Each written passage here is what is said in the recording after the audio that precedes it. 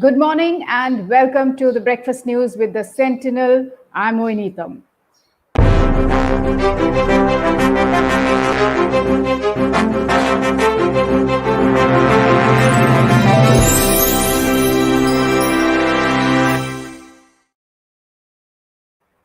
Let me run you through the top stories in today morning's The Sentinel. First up is about the unspent money that has been lying idle with the government of Assam and the Ministry of Finance and Donor Ministry kind of concerned about the unspent amount. And these are money sanctioned to the government of Assam for developmental work. The Ministry of Donor, that is Development of Northeast Region, that's the ministry dedicated for the development work of the region, and also the Ministry of Finance are worried that the Assam government has not been spending funds on time. The situation has come to such a pass that the Ministry of Finance has taken an adverse note for such underutilization of funds by the state. In its recent letter to the state government, Donor Ministry pointed out that the state is yet to spend 779 crore rupees released by it for various projects. The Union Ministry has asked Dispur to reply as to why it has failed to use the funds on time. It has also asked the state government to ensure maximum utilization of the unspent money.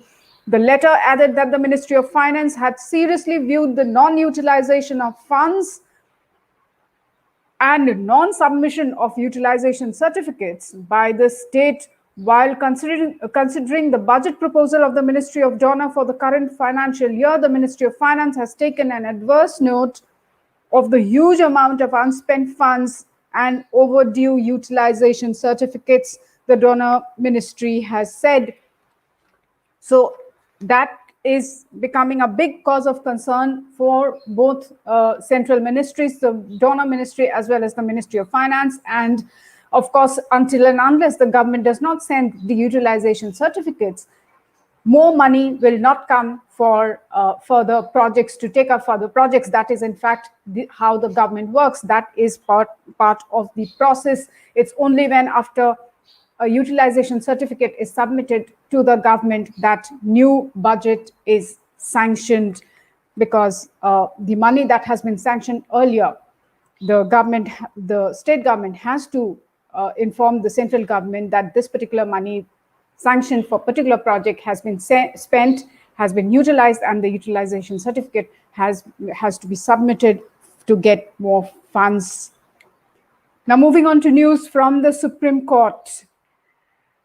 The center has been telling the Supreme Court that the digital media is going uncontrolled and needs to be roped in. So in the Sudarshan News controversy, the center has reiterated that there is no need for the Supreme Court to embark on an exercise to lay down guidelines for print and electronic media in the backdrop of the existing codes and their self-regulatory mechanism. Instead, it should begin the exercise on issues in the context of digital media. The Ministry of Information and Broadcasting said in an affidavit that if the Apex Court considers it necessary to lay down the guidelines for electronic and print media, which is not required, the court should begin the exercise first with the digital media. The center told the Apex Court that digital media is completely uncontrolled. The affidavit said, and I quote, "There is absolutely no check on web-based digital media apart from spreading venomous hatred to not only cause violence but even terrorism. It is also capable of indulging in tarnishing the image of institutions and individuals. The said practice is in fact rampant," unquote. This is the center's affidavit to the Supreme Court, requesting the Supreme Court to rein in the digital media, alleging that the digital media has been spreading a lot of venomous hatred. This is what the central government has stated in its affidavit to the Apex Court, and also not just in causing violence, but terrorism as well. So really very, very tough and hard words there being used by this government against the digital media and seeking the Supreme Court to rein in that particular medium. Now, today is World Rhino Day, and one big thing for Assam today would be England cricketer Kevin Peterson's documentary. It would be airing today on the National Geographic channel. You can catch the trailer on our Facebook and YouTube pages. We have already published the trailer, and you can take a look there on our Sentinel Assam Facebook and YouTube pages. Also, State Forest Minister Parimal Shuklabhadia has said that poaching of the rhino has not been a major challenge now as it was earlier. That's the tweet from Assam Forest Minister Parimal Shuklabhadia talking about the rhinos of Assam and the Kevin Peterson documentary, which airs tonight at 9 p.m. on National Geographic channel. In fact, Peterson was in Kaziranga a few months back, March earlier this year, and he extensively was shooting the conservation process that's there in Kaziranga, how people and animals together are taking care of the other animals. In fact, there was an interesting photograph of Kevin Peterson with one of the German Shepherd dogs. In fact, and the caption said, where Kevin Peterson actually said is that the hero in the picture is the dog. So that viewers do not miss on that particular documentary, and also visit our website for the trailer, our Facebook and YouTube pages. Now, coming back to the story, talking to the Sentinel, the minister, that is Forest Minister Parimal Shuklabhadia, said that following the department's efforts, poaching has come down. This is poaching regarding rhinos has come down since 2016, when 22 rhinos were killed in the state. However, in 2019, poachers killed only 3 rhinos. The minister said, "I took rhino poaching as a challenge while taking charge of the department to make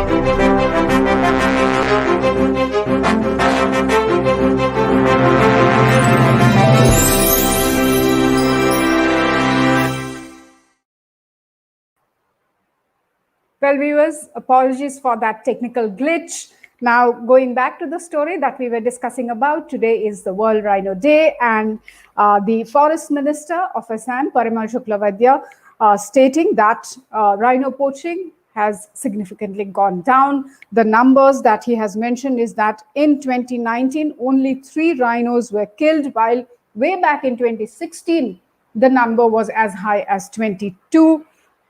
Of course, we will continue to bring all the news and updates as far as the Rhino Day celebrations are concerned from Kaziranga and other parts of the state. Do visit our website for all the stories there. Of course, not just about the rhino stories, but all other news and updates will be there. Moving on to other stories in today morning's The Sentinel. This is about the coronavirus cases. The total number of cases now stands at 1,59,320. That is the total number of positive cases in Assam.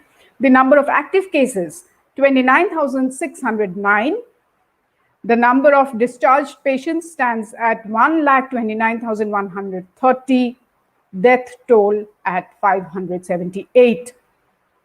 At a time when the state is witnessing an alarming rise in the number of deaths and critical patients due to COVID-19 infections, doctors have found that the widespread use of face masks is one of the effective ways to prevent further worsening of the situation. Rates of severe illness and death due to COVID-19 infection could be comparatively low in Assam with widespread use of face masks. Such an apparatus even blocks some of the virus-carrying droplets individuals inhale. They can significantly reduce your risk of falling seriously ill from COVID infection. The logic is to prevent virus from getting into one's body. A senior doctor at the Guwahati Medical College and Hospital has said. So once again, doctors, the medical fraternity, reiterating the significance, the importance of wearing masks. So let all of us follow that without fail. Wear the mask properly, covering the entire mouth area, your nose, and just don't leave the mask hanging or somewhere around your neck or somewhere around your chin. So let's do our bit so that we stay safe. Moving on to other news, this is of course from the parliament. Altogether, 350 foreigners have been released on bail from various detention centers in Assam due to COVID-19 outbreak. This was stated by Minister of State for Home, Nityanand Rai, in Rajya Sabha on Monday. The minister gave this information in reply to a question raised by Member of Parliament, Shri Vaiko. The minister said the Supreme Court of India had passed an order on April 13, 2020 in the suo motu writ petition and directing the prisoners or detainees who have been under detention for 2 years be entitled to be released subject to fulfillment of certain conditions and a bond of certain amount of money being paid. So that is how they have been released. And of course, because of the COVID-19 situation, things had really changed, and many people were allowed to go. Moving on to news from other states of the region. Landslide in Arunachal Pradesh. Traffic movement on the Pasighat Yingkiong Trans-Arunachal Highway portion in Arunachal Pradesh has been badly affected. This is, of course, due to heavy landslides triggered by torrential rains in the past few days. Surface communication remained snapped for a week now due to roadblocks caused by debris, stones and rocks, particularly between Borak and Padu under the East and Upper Siang districts. The highway department has been facing problems in clearing the roadblocks due to heavy rain. So this is something that we often see and we report from the state of Arunachal Pradesh. Landslide is a major issue due to heavy rains that the state has been experiencing for the past few days. Now, moving on to the corona situation. First, news from Meghalaya. 2 more deaths have been reported. The death toll in the state now stands at 38. 73 new more cases reported from Meghalaya in the last 24 hours. It also recorded 15 recoveries in the past 24 hours. So altogether, 1,33,259 samples have been sent for testing till date. Of these, 1,27,589 samples tested negative. Reports of 937 are awaited. So far, about 38,953 people have entered the state of Meghalaya. That is the update as far as coronavirus situation in the state of Meghalaya is concerned. Moving on to Arunachal Pradesh, the COVID tally in the state has gone up to 7,385. 135 new cases have been reported in the past 24 hours. The number of active cases stands at 1,964. Recovery rate has gone up to 73.22%. Death toll stands at 13. That is the update from Arunachal Pradesh. In fact, these are some of the top headlines. Now, moving on to news from Tripura. The 12-hour shutdown called by the opposition Congress against the Tripura government's alleged misgovernance and failure to curb COVID-19 spread evoked a mixed response in the state on Wednesday. Social distancing and other COVID-19 restrictions were blatantly violated as huge gatherings of Bandh supporters and ruling BJP workers were seen in many places across the state.